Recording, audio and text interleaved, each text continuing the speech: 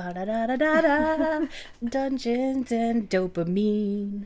Ta-da!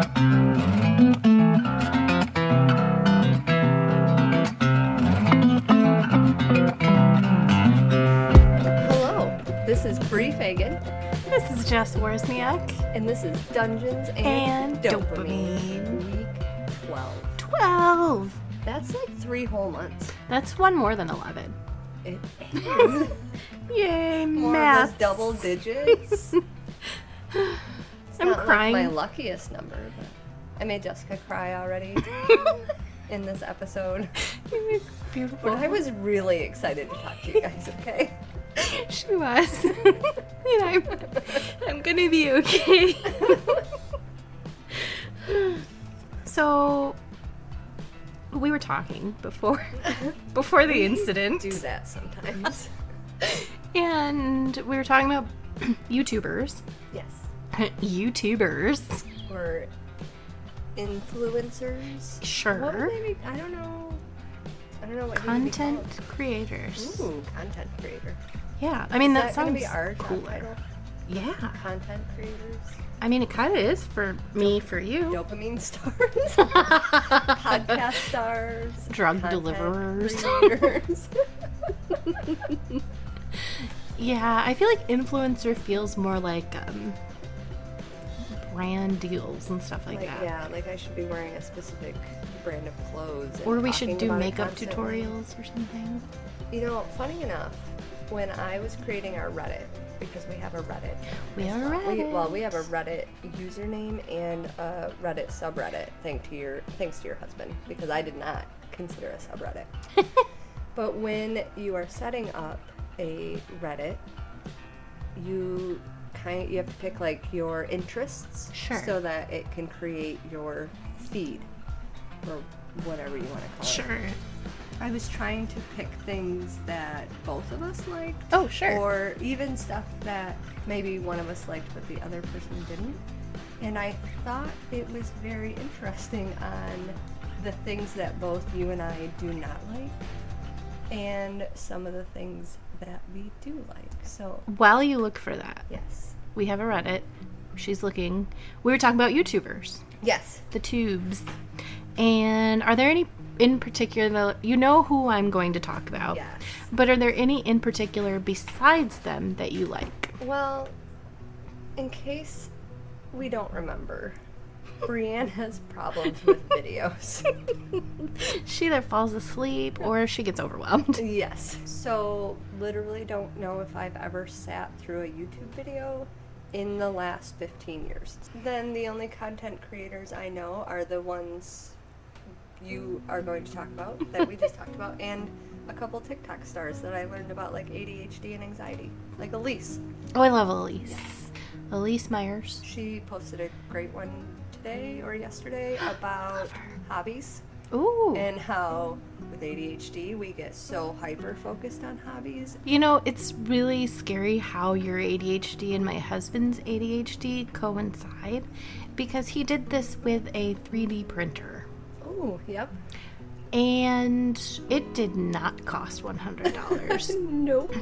And I have very few 3D printed things. You know, same. Mm-hmm. My husband also thought he was going to get into 3D printing. I'm fine with it. Right. I feel like I'm more like, I'm gonna get into this hobby, and then I don't even buy stuff for it. So and if you I just- do, I do the hobby. So, yeah. So do you just like get stuck on the research part, and you I get guess so, really yeah. excited about it through the research, and then that's enough of the dopamine that you're like, meh. I guess so. And I'm also weirdly, like, if I know that I want to do something, I just do it. So I guess if I decided I was going to have a hobby, even if all I had was the bare bones materials, I would do it. Mm-hmm. And you couldn't stop me. You couldn't talk me out of it. You couldn't convince me it was a bad idea. I was gonna do it. Like chickens. I've never started chickens because I've never had like the to actually do it. I still tell people I'm going to have chickens, and someday I hope to have chickens. But when I decide to have chickens, it's going to be like a Friday afternoon, and I'm going to go get the chickens and all of the chicken things. Yes, I have done that. Yeah, I believe that. But you have stuck with the chickens. Yes. Maybe I mean, mostly because they have a place to live already. Sure. And they also make you laugh, and that helps. And they're rather resilient once they get established.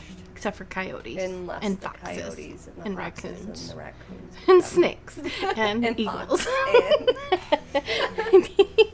And I feel like your ADHD, you don't have a lot of hobbies. You don't get into knitting or crocheting or needlepoint or anything, but your obsessions do often come with a lot of projects and stuff. Items. Yeah. Like, you have always been more of a collector. Yeah. Whereas I'm like, oh, I'm going to collect these cute little dragon figurines. And then I never buy another one. And you're like, oh, I'm going to collect these cute backpacks. And now you have... I feel like you're targeting me. How many backpacks do you have? Specifically the Loungefly style one? Okay, wait, though. I only have 2 Loungeflies. The Loungefly style, I think I have 4, which is not that many. No. But I also have several Ahsoka Tano items that are similar to backpacks, like purses, wallets, travel accessories. Mm-hmm. There was a fossil phase. Oh, yes. Which is still in effect. Definitely. Now I've just moved on to these like kitschy like Loungeflies and stuff. I have a Blue's Clues Loungefly. I love that. I should take a picture with it. All the money on those Loungefly backpacks at that store. Oh my gosh, Box Lunch. Yes. Mine Except lights that up. I ran out of places to display things because I'm building a all whole of my upstairs. walls are covered with books now. You're really I'm actually dying to help you with that. Your plant like window. Mm-hmm. I want my hands on that so badly. Someday. So, YouTubers. Yes. I have a huge list of them. Viva La Dirt League is one of my YouTubers. I love them. If you guys haven't, because I've only talked about them a couple times, you should check out Viva La Dirt League. Absolutely. You should consider supporting them. And They're us. hilarious. Us first, then them. Yes. Sorry, Viva. I love you guys. So, Viva is like my top of the list. I like some of the really popular ones like Markiplier and Jacksepticeye. They play video games. And the one I was trying to get to is Brandon Farris. Oh, Brandon Farris. You messaged me the other day because our Dungeons and Dopamine Facebook page follows Brandon. Of course. And it popped up with a notification, and that was weird. Well, I would call it a fake notification. So a notification sounds like a fake I'm in. That was a word combination. It was like a Freudian. That is beautiful. I totally did it on purpose. I know. So, it popped up, and you messaged me, and you were like, I saw this. And it basically said Brandon and a couple other people we follow had posted videos, but you were like, they're in our notifications feed. Brandon said something about our podcast. I'm used to that notification being Brandon Farris shared something relevant to you. Or commented on your page, or liked one of your photos, or something. Not just he shared a something. Notification to tell me that they did stuff. And then I tried to like message it to the people who were on there just to see if anyone would notice, and no one did. But yet. But we love Brandon. I love Brandon, number one, because we have the same birthday. Same birthday, but also because my kid adores him. So does mine. And even when Connor, we probably started watching Brandon Farris when Connor was like 3 or 4. He had the speech delay, but he knew Funny Brandon. Yep. He called him Funny Brandon. And every day, that. Can we watch Funny Brandon? Until we had watched all of the Brandon videos. Connor really likes tarantulas all of a sudden. Yes. And it 100% is because of Brandon. Brandon. Because look what you've done, Brandon. We watched that video with the tarantula in the car. I don't watch the one where he eats the freeze-dried tarantula or whatever kind of madness he was doing. He does several of those. I skip a lot of the eating ones. I don't mind the videos where he's like trying food from other countries or even too sour or too spicy, but the weird stuff super freaks me out. So we don't watch that. But the tarantula video where he lets his sister's tarantula loose in his car. I die and it's Connor's favorite still. And now we are no longer scared of spiders and we like tarantulas because of Brandon Farris. So thanks, Brandon. In our household, we can't watch Brandon while we eat because Brandon spits a lot. So if I'm eating while that happens, I start feeling sick. And there's a few times where he's spit and it's like stuck in his beard and stuff like that. Yes, exactly. Yeah. So Brandon, stop spitting and I'll watch again while I'm eating. But so we've stopped doing that. That's an important I am to have. I am the single most important viewer. Yes. And you must adjust everything you do for me. And she has to watch it constantly, even while she's eating. Exactly. So I have been watching him, but it's usually like while I'm working, or he'll be running in the background, or that kind of thing. And my daughter, just like Connor, Carly has been like, hey, how come we haven't watched Brandon in a while? We need to catch up on Brandon. And I totally agree with her. But I'm like, Carly, we can't watch him while we're eating because I can't handle it. Specific times when Mom is ready for that type of... I have to be mentally prepared. And then he's like spread his channels out a little bit. He now has a couple behind the scenes things that are hilarious, and you get a little bit more of like the old school Brandon. Okay. As opposed to like the goofy, I'm doing crazy stuff. Brandon. And now I have money to do crazy stuff. Because in the beginning it was like Google Translate makes a cake and destroys Google a house all at the same time. We should have Google Translate one of our episodes. Brandon, thanks so much. This is all because of you. You are our inspiration. What brought you dopamine? Speaking of topics. Well, it is week 12. Which means it's another real estate day. Yay! And I really tried hard to put something together for like first time home buyer, anxious buyer seller situations.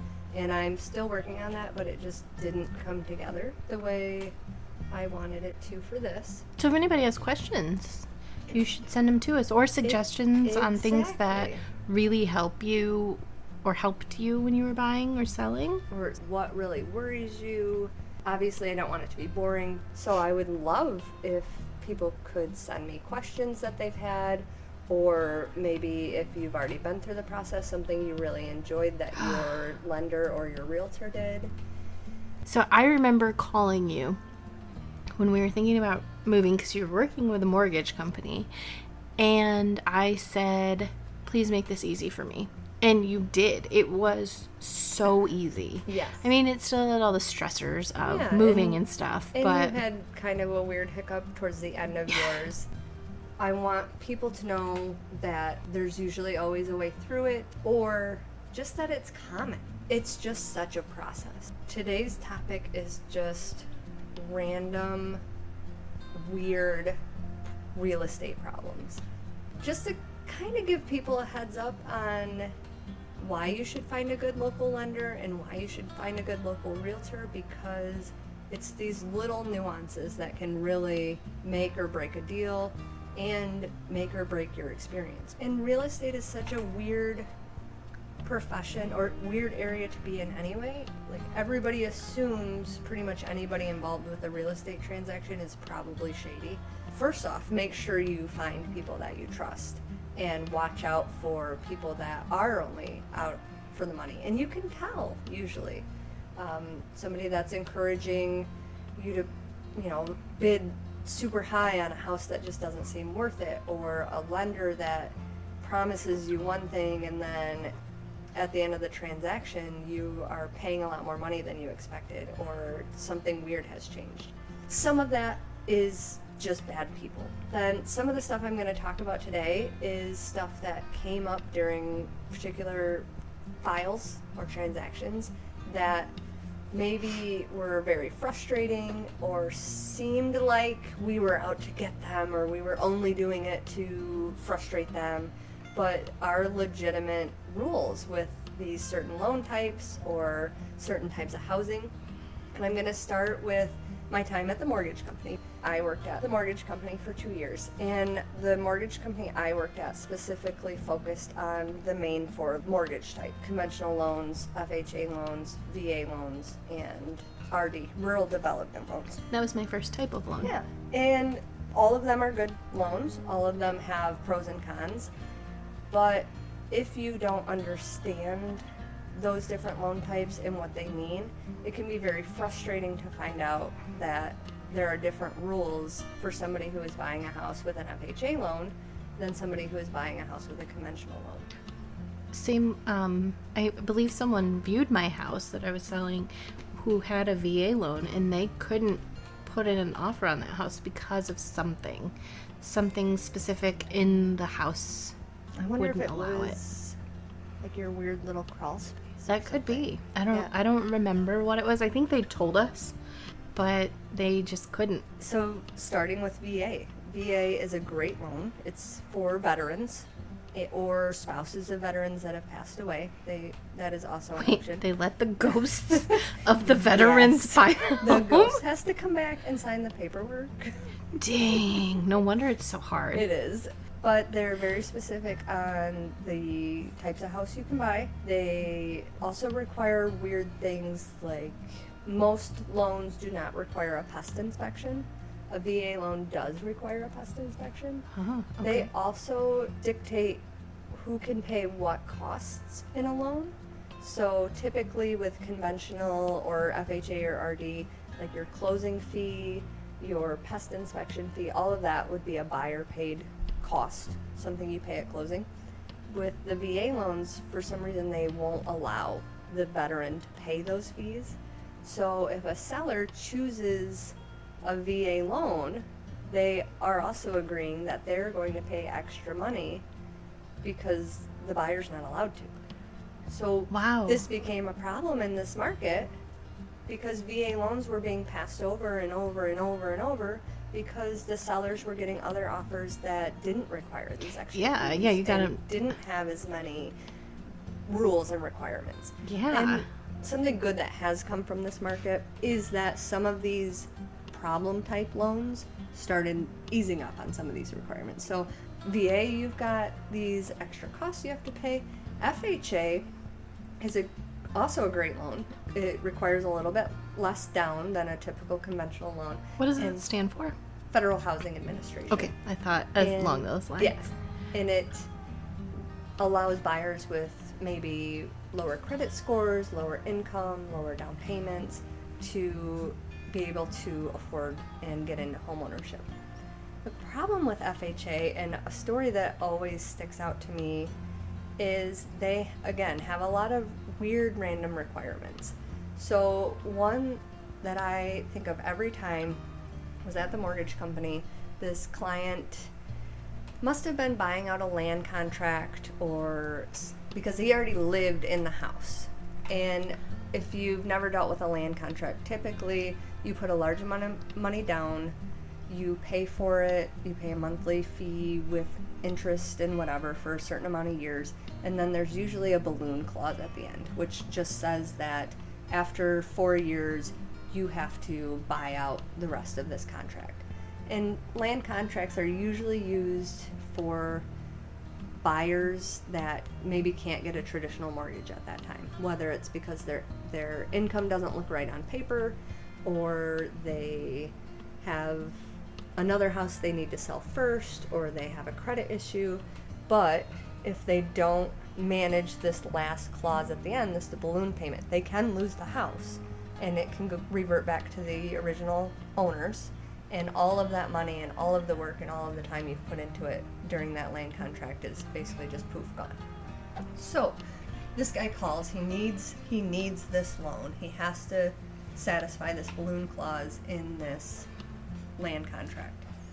And everything's going fine until the appraisal comes in, and the appraiser had noted that the house was on a private drive. FHA will not lend or fund any loans for property that are on a private drive unless there is either an easement or there has to be a private road agreement with all of the neighbors on the road, which is very frustrating. I feel like they've loosened up on it a little bit. The more frustrating part about this particular house is it was on a corner. It ended up at the end of this process being cheaper and easier and faster for this client to actually go and apply for a new driveway permit and have a new driveway put in than it was to satisfy this private road rules through Holy FHA. cow. Yeah. One of those things that could have killed the deal. Wow. And it was always something like that. It was manufactured homes. Manufactured homes are a huge issue. So if you want to buy a manufactured home in Michigan and you want to use a general loan type, conventional FHA, I'm not sure VA even finances them anymore, and RD gets super picky about things too. You can never get a mortgage on a manufactured home that's older than 1976. They just won't do it.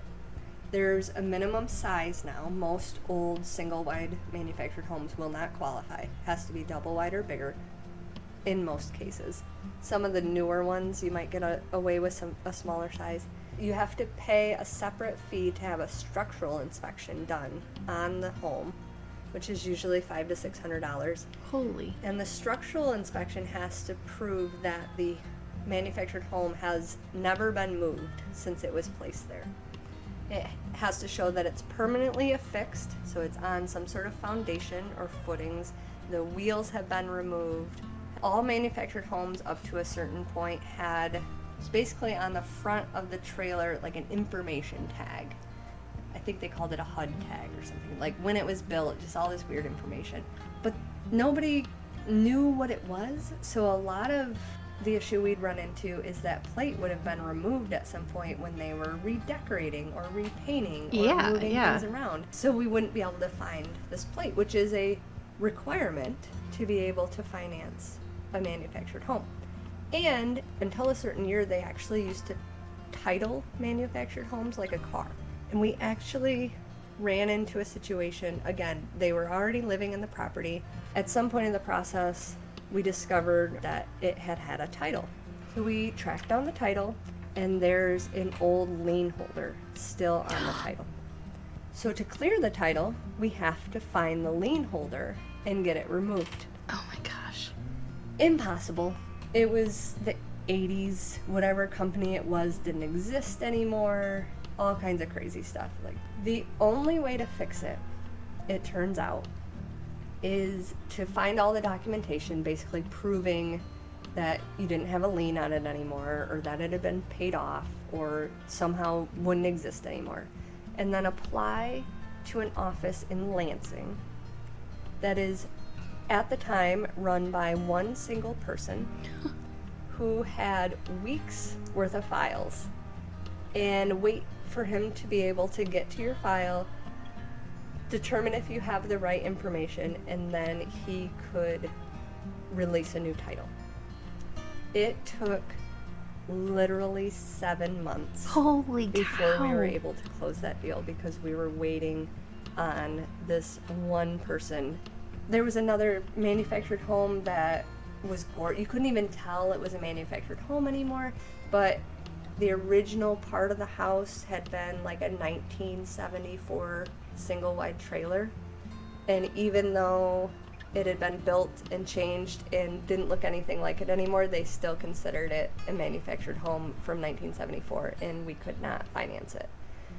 So the only way to get loans on manufactured homes that are either built before that, don't work for the size, the age, or are not located on an actual property, you have to get either, some credit unions will do like a portfolio loan, so it'll be funded straight through that credit union and they'll hold that loan the whole time. And then if those options don't work, or especially if you're trying to buy a manufactured home in a park or in a community, you have to get a personal loan for it, which can be 10 to 12%. So we talked about FHA, we talked about manufactured homes. Rural development is another great loan.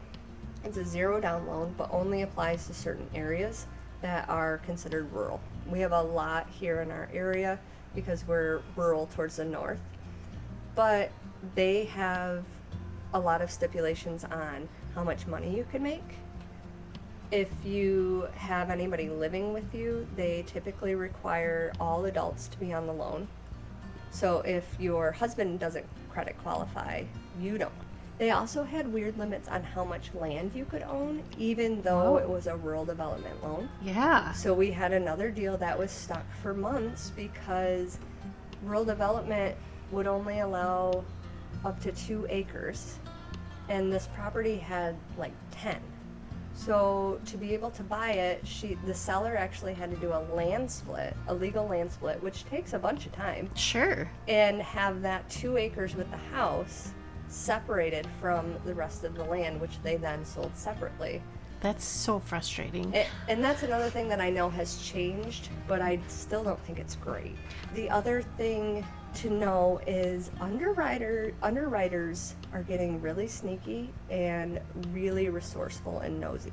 Again, MSHA no longer requires that all adults be on the loan, but when they did, we would get calls from the underwriters or conditions from the underwriters. And if you don't know what an underwriter is in the mortgage business, it's basically the rule follower that sits in the back and goes through all of your documents and all of your things and makes sure that everything fits the requirements in their little handbook.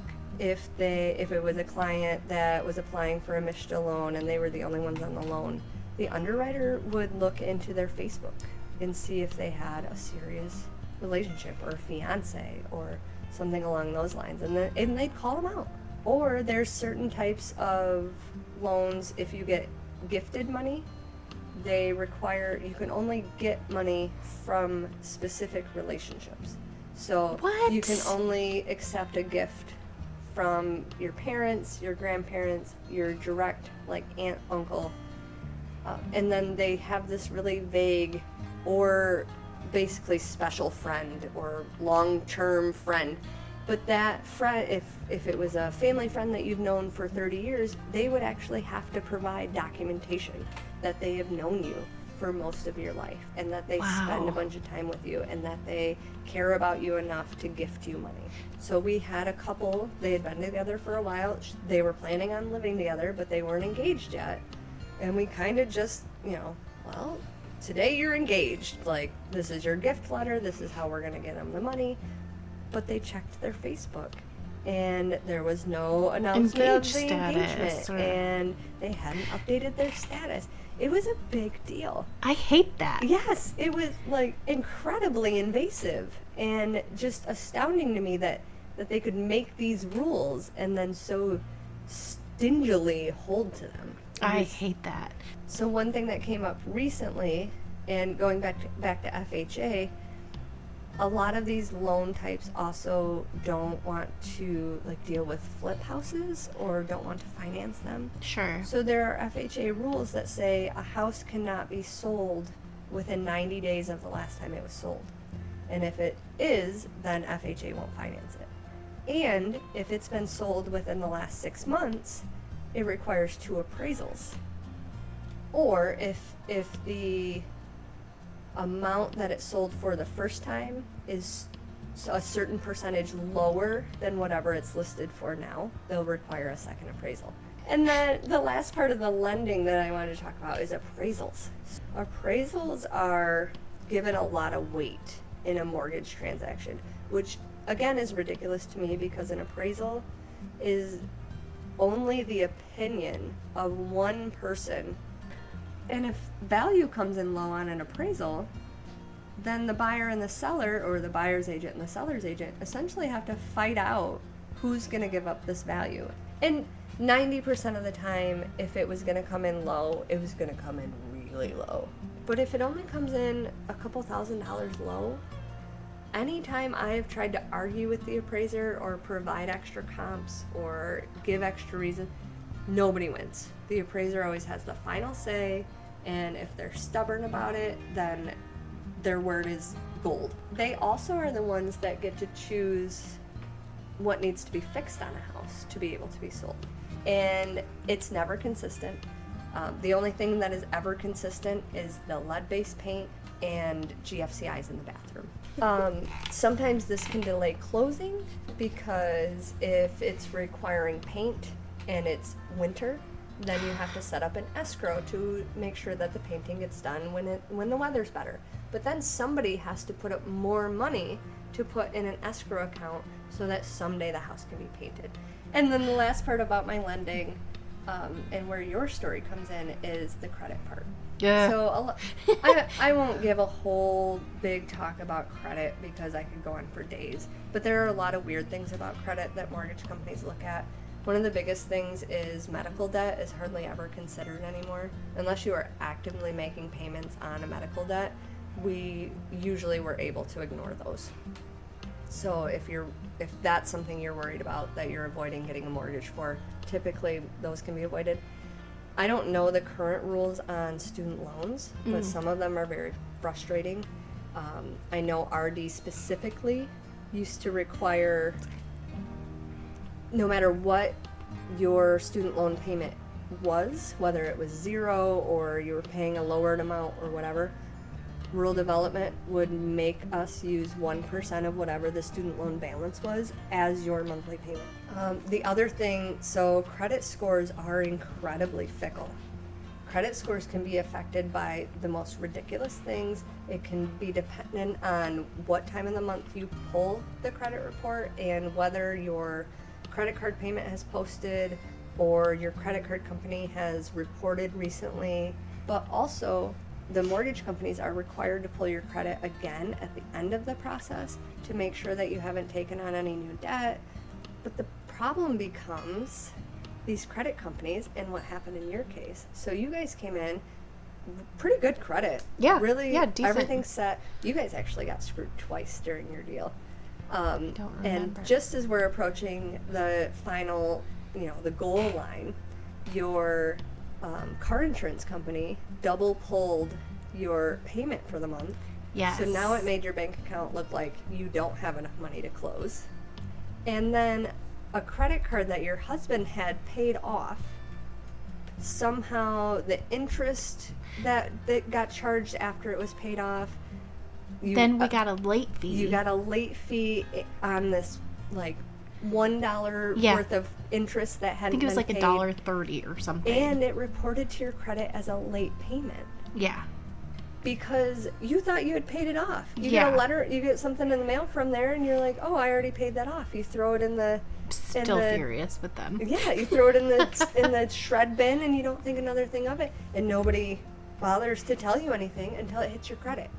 One late payment on a credit card that gets reported to your credit can drop your credit up to 100 points. Holy crap. And it changed your loan. Yeah. It hit Ryan's score hard enough that your interest rate had to be changed. We had to raise your interest rate. And Ryan called the company and he was like, look, we've been paying, we paid it off, but whether it was like, maybe we paid it the day it was due or something, I have no idea. After 5 o'clock? So yeah. And so maybe we did post it too late.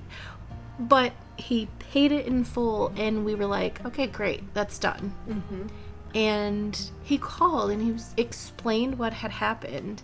We had never missed a payment on it, and they were still like, no, we can't help you with that. You paid late. Yeah, ruining lives over credit scores, which could be another whole topic. My warning to everybody is never consider your house done until you're literally moving your stuff in. So you have those keys in your hand. And, have set foot in the property, because anything can change even up until the last minute. I've run into some issues now that I'm a realtor, now that I'm actually doing real estate transactions. You are the realtor. I am the realtor. Capital R. A lot of it I circumvent because I know the mortgage process. I know a lot of the tips and tricks and rules. Yeah. just because of my background and my history. But some of the things that we run into, another FHA rule is nationwide but becomes a problem here, is well and septic. So our county specifically, in living on the north side of this county, we have a lot of people that are still have on septic tanks and have wells. They're not on public water. It's not an option. That there's nothing to do but have well and septic. FHA wants your well and your drain field to be at least 100 feet apart. Muskegon County requires them to be 50 feet apart. So if you're in Muskegon County and trying to buy a house, you have to provide the well and septic distances from the health department to the lender. And if it's under 100 feet, because FHA says that's a requirement, they are willing to let you wiggle down if it's 75 feet or more. If it's less than 75 feet, you have to go through a whole paperwork exemption process to get it approved to still be able to buy, which again can delay it weeks or months, depending on how long FHA takes to go through and approve the exemption. I need to talk to whoever created FHA loans. Right? You kind of mentioned, and something I did want to touch on is, if you have a good realtor, every good realtor I know has a story about how they went above and beyond to fix appraisal repairs. Absolutely. A lot of handyman stuff is done by realtors.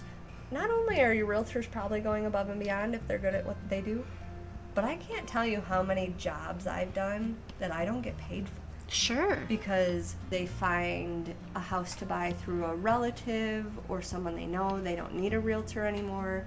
Something changes in their life and they can't sell their house or they can't buy a new house. It doesn't matter if I've spent 2 days looking for houses for them or 2 years. If they decide not to buy a house, if they decide not to close, do anything. I don't get paid. Yep. Oh, scammers are hitting the mortgage real estate business really hard. But when a house goes up for sale, a lot of scammers are stealing the information and putting it on Craigslist or like Facebook Marketplace, and either saying that the houses are for rent or they're for sale through them. And then they convince these prospective people, oh, I'm out of town. Yeah, you sound great. Just send me $600 and I will have my guy come give you the key. It's awful.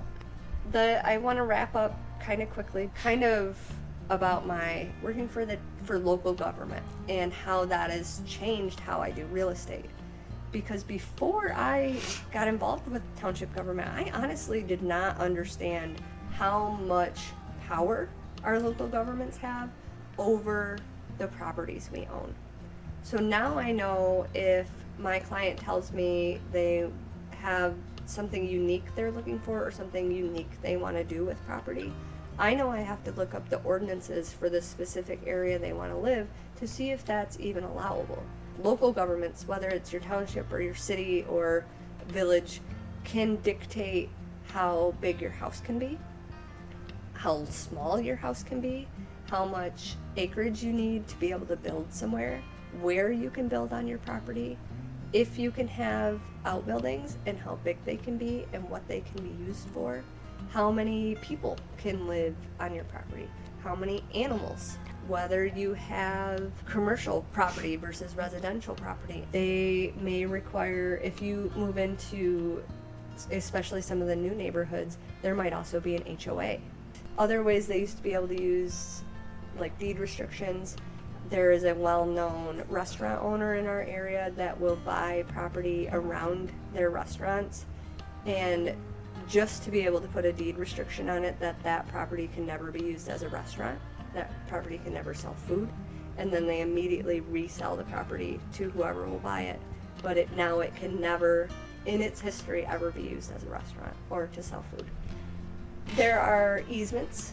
An easement is basically somebody else's claim to your property. So if you have a house, your property is landlocked and you need to get a driveway, you can ask your neighbor to give you an easement so you drive through their property to get to your house. Yeah. The problem is it's only really been since the 70s and 80s that townships have started paying attention to some things, and it's only since even later than that that people have been really good at recording documents. There's also something called a prescriptive easement, which is insane to me. A prescriptive easement is an easement that is granted to somebody basically without the owner's permission. It's crazy. There is just so many nuances to real estate, and really knowing what you're getting into and understanding what you're buying and what you're up against, and knowing that it's not you, it's the process, it's the loan type, it's the house, it's the government, It's the buyer, it's the seller, yeah. it's... And these deals get sideways and they go crazy, and it's not your realtor's fault. That was a whole lot of real estate dopamine that didn't really end on a happy note. But I did like it quite Yeah. a lot. I learned a lot. Okay. I feel like my head is swimming with information now, but I like that. So my whole idea for the topics when I came up with Roanoke and Dudley Town, Those darn Dudleys. those Dudleys, was that I was looking for cities and towns and places that either kind of disappeared mysteriously or had like a sordid kind of creepy past. So that's how I came up with those two. But I also came up with dozens. I'm not going to go over dozens, but I found so many great stories that are debatable whether they're real or not. Like, this is bordering so much on conspiracy theory and urban legend, and I love it. Yay. I'm going to go over several small stories because these, we don't know if they're real or not, and because of that, we don't have a ton of information Right. on them. So the very first one, potentially my favorite because I really like this story, is called Erkhammer, Iowa. It's a little town in Iowa, and in 1928, they were taking aerial pictures over Iowa. And when they got over Erkhammer and they took the photos and then they got back and looked at the prints, there was no town there. It was just like forest land. The other, this is my favorite story for Erkhammer. There was a man who was traveling and he had to stop in Erkhammer for gas. And this was at the time of like gas station attendants. Mm-hmm. So they filled up his car and he paid and he drove away. And as he's driving away, he gets out of town and he looks down and he realizes there's no gas in his car. They didn't put gas in his car. So he's upset. His money is gone. Mm-hmm. So he turns around to go back. And he's driving towards the town and he can see the town, but he never actually can make it to the town. His car runs out of gas eventually, so he starts walking. And he can see the skyline of this town, but he cannot get there. And eventually another passing motorist stopped and said, "Hey man, where are you headed? Are you okay? What's up?" And the guy explained, "Well, I just stopped in Erkhammer and they ripped me off." And he was really upset, and rightfully so. And he said, "My car ran out of gas and I am headed back there because I need my gas or I need my money, and I need both." Somebody needs to help me. I need to go. So this guy said, "Are you talking about that way?" And he points from the way Erkhammer is supposed to be. And the guy says, "Yes, that's where I came from." The guy driving the car said, "I'm sorry, I've been driving this way for a really long time and I did not go through town." So he helps the guy that had been stranded. I don't know where they went to get gas or anything, but they did. Erkhammer. Well, the guy returned back to wherever he was coming from, his hometown, and ended up checking himself into a mental institution because he was so messed up from this strange interaction. Later on, a newspaper runs an article about Erkhammer and how it doesn't exist because of all these weird stories. And this woman calls into the newspaper and says, "I'm really offended that you ran this article. I live and work and I am a teacher in Erkhammer." And she says, "I've lived here my whole life and I still live here and I teach students here right now." And then the final fun story from Erkhammer was that there were these boys out camping. They were camping near Erkhammer and they needed supplies. So they sent one of the boys to the local convenience store, which happened to be in Erkhammer. So he approaches the store and he goes to step into the store and push the door open, and his foot goes through like the step up into the store. He can see through the windows that there are people in the store, but it's as if it's a mirage and it's like made of smoke. He goes through it. So he runs back to his friends. He's like, you guys aren't going to believe this. So they all go, they all experience it. They return and they go to the police station, which is hilarious. What are the police going to do? Right. You gotta come see this. You have to fix this Exactly. for me. Someone's messing with the grocery store. There are ghosts. Exactly.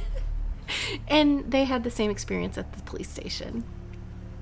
So anybody who claims that they've been to Urkhammer says that the people who lived there are pale and either mute or very quiet, and that they're really strange. So the only sad thing about Urkhammer is that it is likely a work of fiction that came from like a creepypasta or something, which makes me sad because it's super great. The next one I like. This one to me has the most possibility to be real out of these stories. Okay. This is called Angakuni Lake, and this story kind of comes about from the 1930s.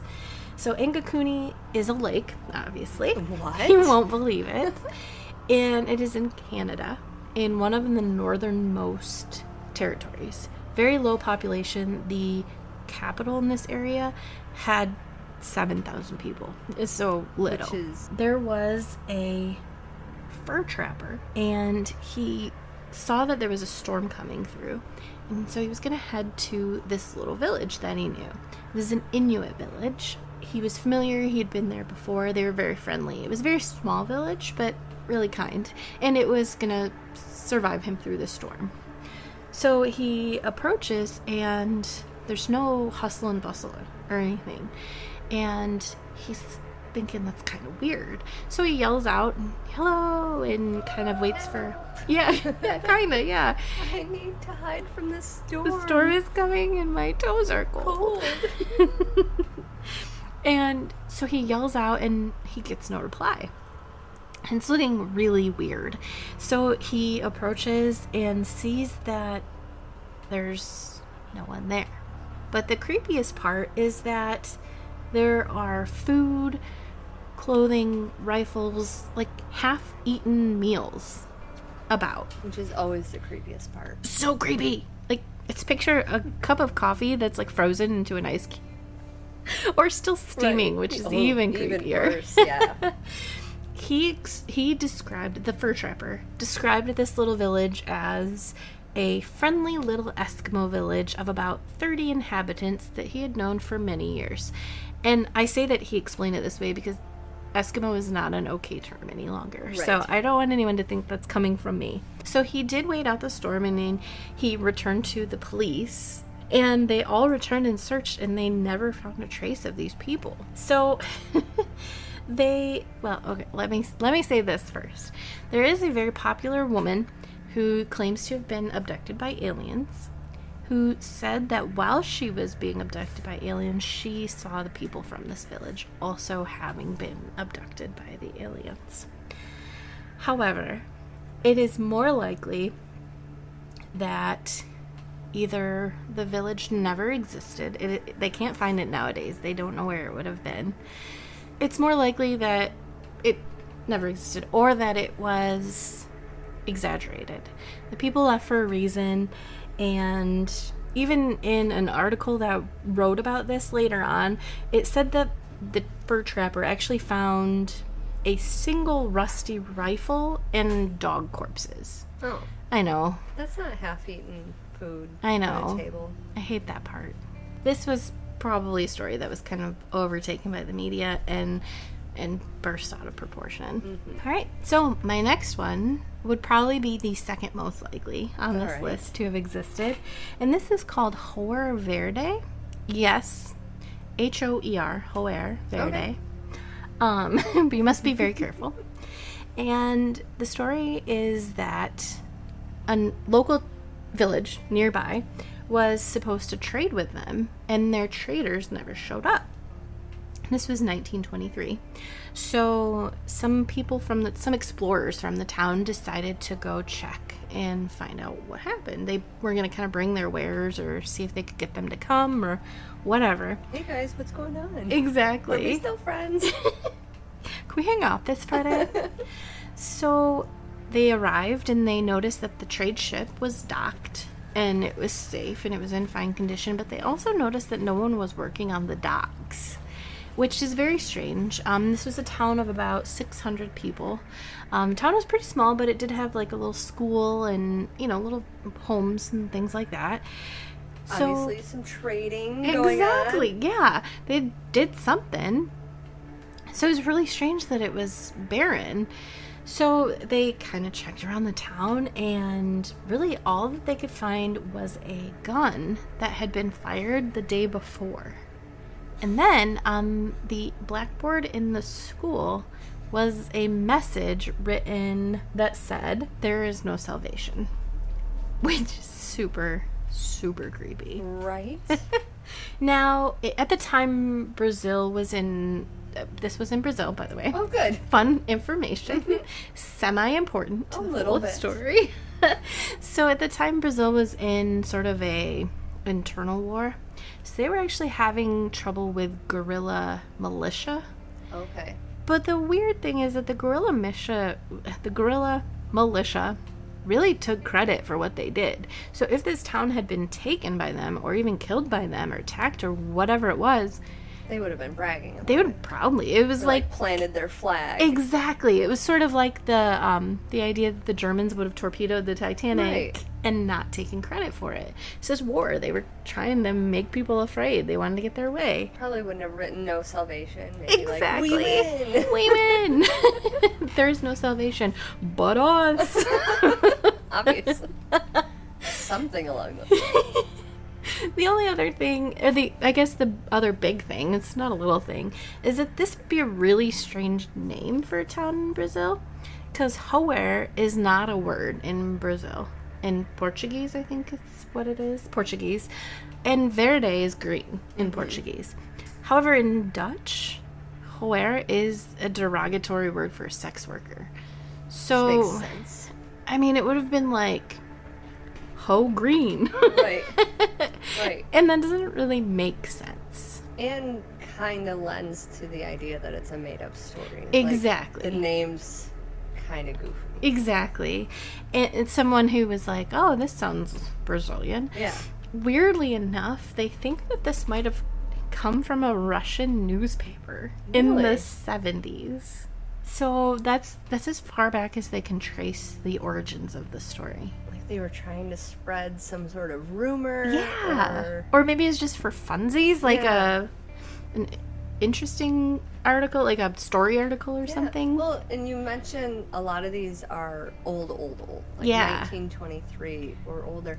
And I did wonder, like, how do we determine when something's from that age if it was written as, like, a historical, this is what happened, or, like, this is the scary story we tell our children so that they stay inside at night. Exactly. Like Dudleytown. Right.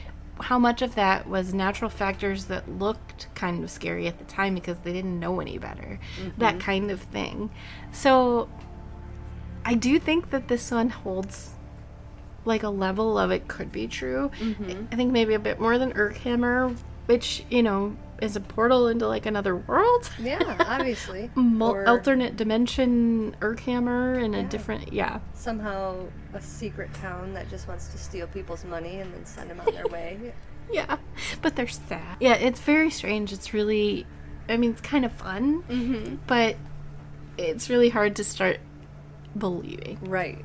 So this next one is a real town. This does exist. The stories about it are probably greatly exaggerated.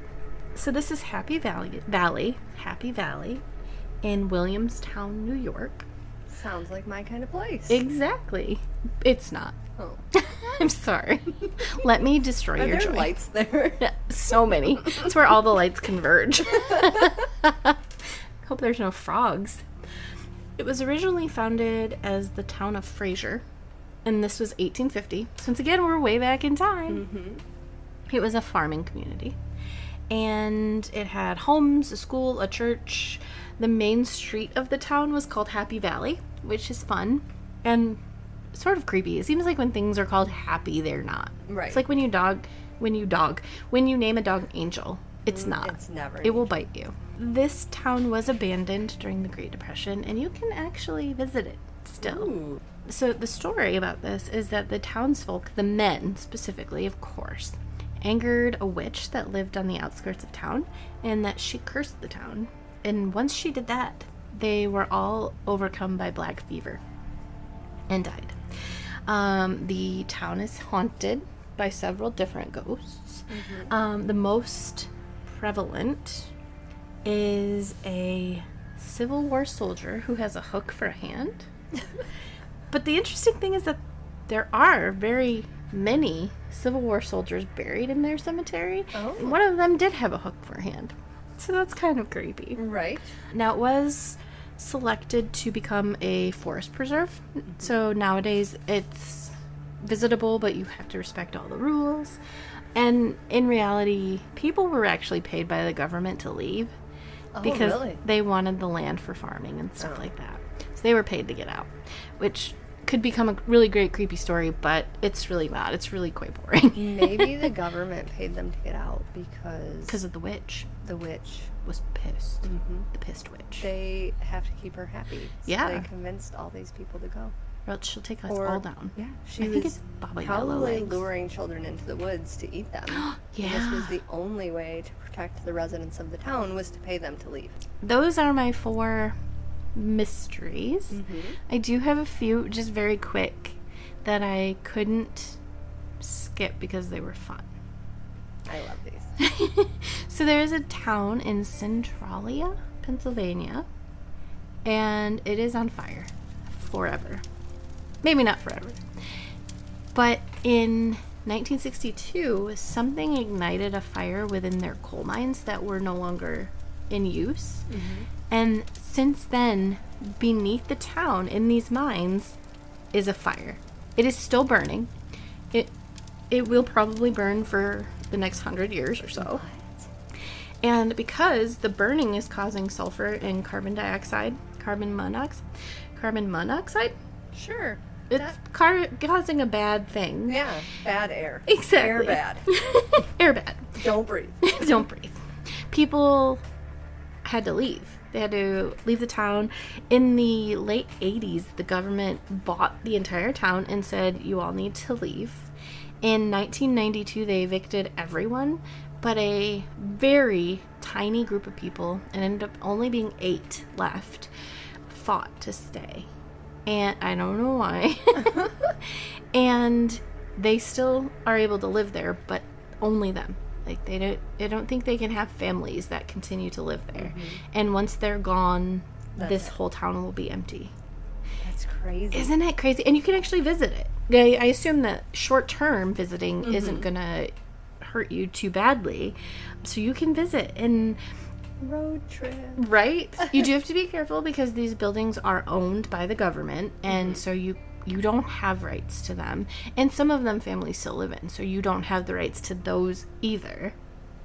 But yeah, out of those, the entire town, these 8 families, 8 people are left. Crazy. Just trying to decide what type of person Ugh. would fight that hard to stay in a city, town, place Yeah. like that with only 7 other people. And it's I believe the government paid to relocate the people who left. Like, they offered them sums of money wasn't like to go. they were too poor to move. Yeah. Or they could never. Yeah. It's crazy. So the next is Bodie, California, which is, I really want to visit this one. So this was an old West town. Ooh, I love those. And it was kind of one of those, like when you when you see the rowdy town in the old Western movie where like they played piano and drank and shot and like had shootouts in the street. This is kind of that town. This is what it was like. And then the 2 mills that were in town burned down, and at that point it destroyed the economy and everything, so it just sort of closed down. But It became a historic park in 1962, and it's still set up like it was. Really? Like the So you OG just town. get to go visit this old Yeah. western town that basically is never touched. left. Or, yeah. Which is super cool. Yeah. This one I had to put in because it was Norway. Pyramiden, Norway. So this is up in the Arctic Circle, and it used to be a mining town. And then during World War II, it thrived, but collapsed after because it was unneeded, along with the rest of the Soviet Union in the 90s. Then, weirdly enough, there was a huge, devastating plane crash, killing some of the residents of the town.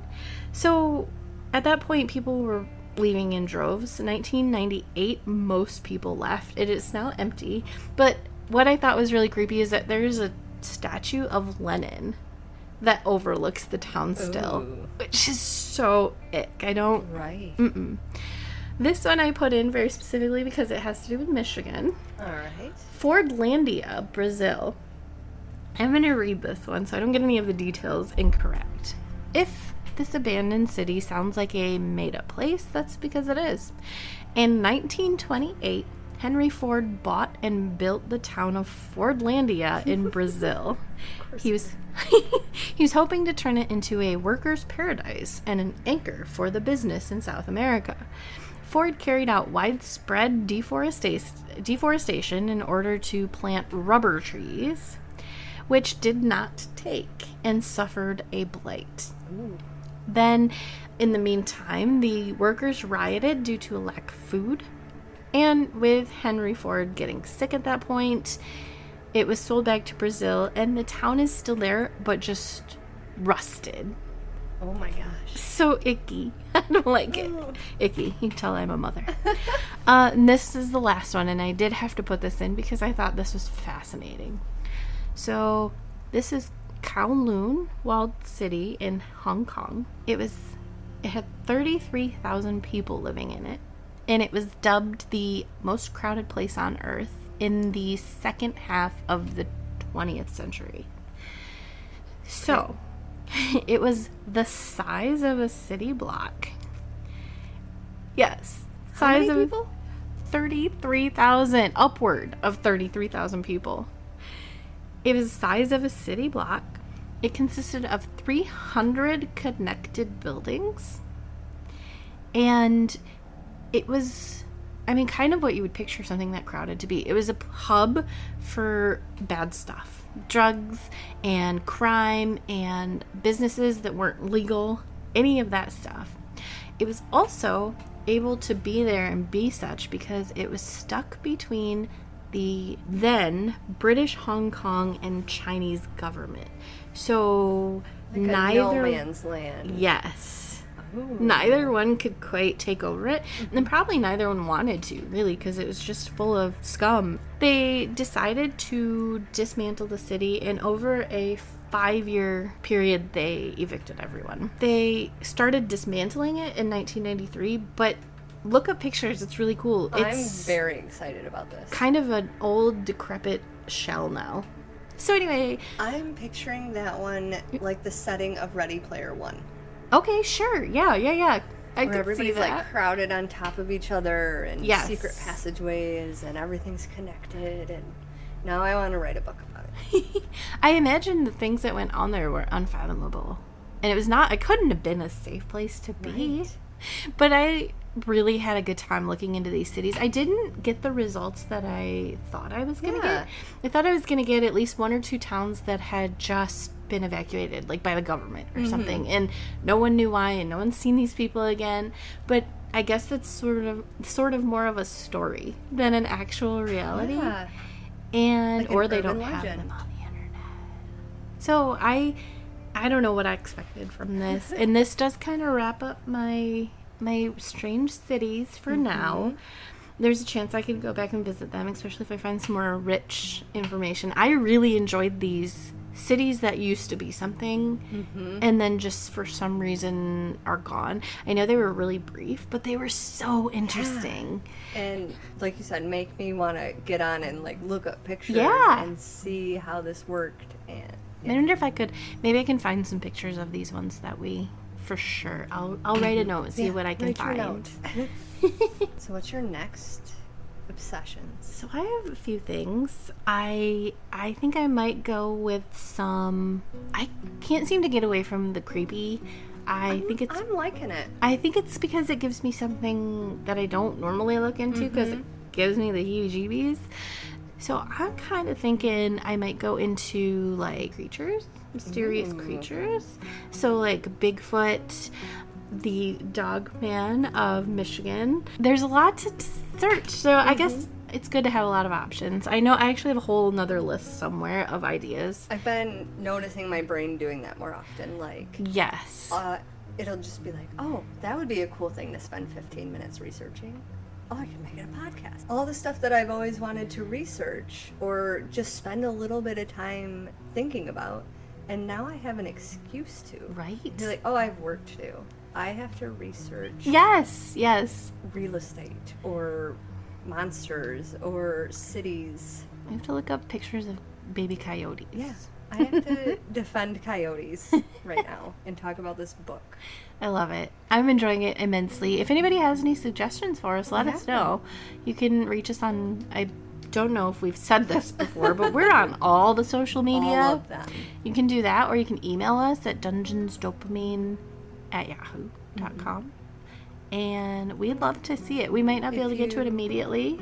Or on Facebook, you can message us. Yeah. You don't have to post it anywhere. Yeah. You don't have to be public about it. Exactly. Some weeks it's hard to find the dopamine, and I don't want to research anything. Yeah. I don't want to do the things.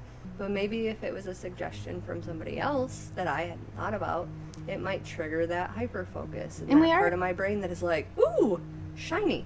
But anyway, hopefully I'll be able to cut this episode down some. But if not, you know, a lot. It's the longest episode that's ever episoded. It's over 2 hours.